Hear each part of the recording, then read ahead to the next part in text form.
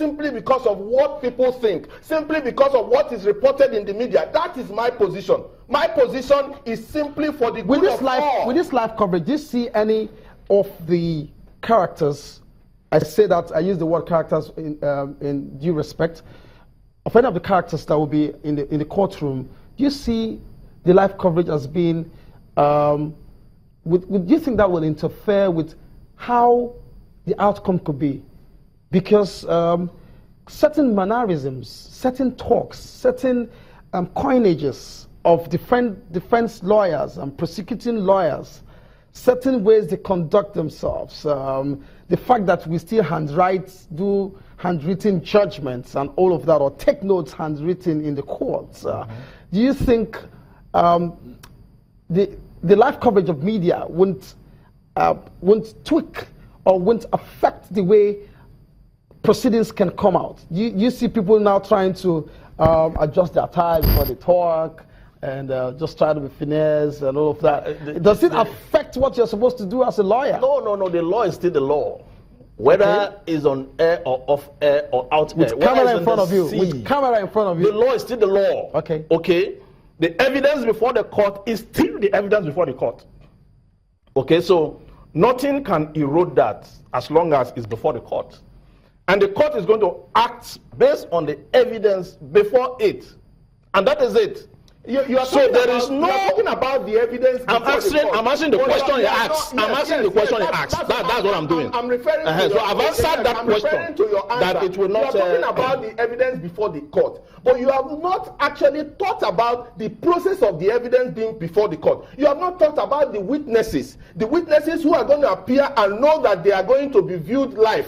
You know, have you ever considered a situation where somebody who has not never ask him I am asking him, who has never been before the media, you know, being told that if you are in court today, we are going to be at home, and maybe he starts his evidence today, you know, his witness, he's put in the witness box today, and maybe he has to continue tomorrow, and then somebody tells him on the street, I saw you today on TV, and then maybe it's a critical trial. It's one of the, you know, critical cases where even his liberty, even his even his life could be at risk. Have you ever considered all that? In that case, you may not be even having the evidence, the proper evidence before the court. Have you ever considered all this? Also, I'm aware that sometimes when EFCC needs to bring people to testify as a prosecuting witness, and they have their face covered. Exactly. Why do they have to do that? Yes, EFCC has done that before. That's financial crime. They are not even covered live. They are not even covered live. No, EFCC does that. Yeah, marks a lot of people.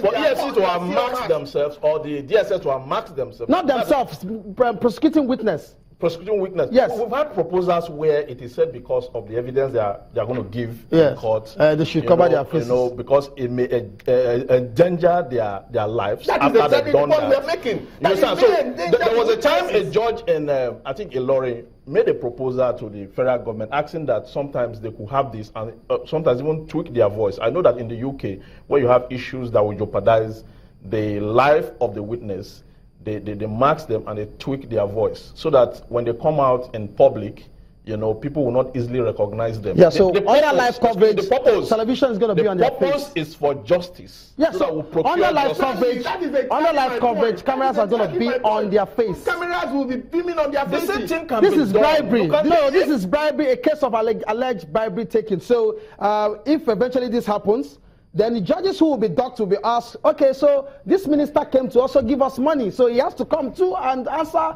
why he tried to bribe us to allow some people, according to the judges, alleged that the sitting minister came to say, make sure so state gets win for a so party.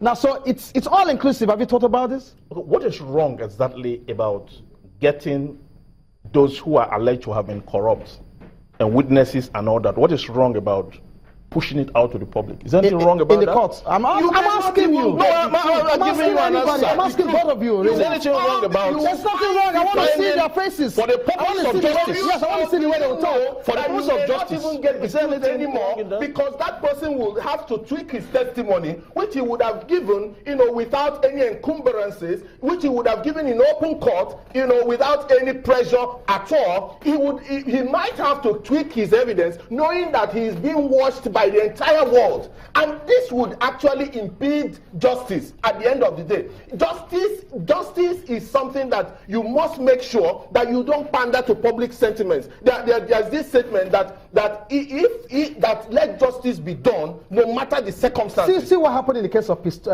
Oscar Pistorius. At some point, live coverage had to come in where they had to make him work on his thumb. Yes. How about that? But it caused certain. You saw, That's in a civilized democracy. Which we are not ready for. No. We're talking about a civilized democracy that we are not ready for. We still believe in the ancient nature of truth. That's it. And what about the United States? What about the United States? They covered this in the United States. What about the United States? Guys, hold on. Where there is Okay, thank you. Hold on. Finally, I'm going to give you just 10 seconds to make a very strong statement as far as this live coverage of judicial processes are concerned. 10 seconds. I'm still going to recount what I've said. No, 10 seconds. It has to be 10 seconds. Yes. 1, that 2, they can 3. cover it to the extent that they preserve the profession.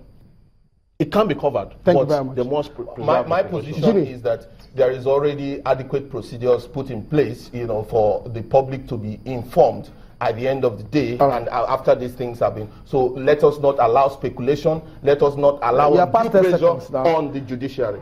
All right, viewers. I mean, it's quite explosive talking about some of these things, but I think as an end note, in the final analysis, integrity has to be seen to have been played out in all of our justice procedures.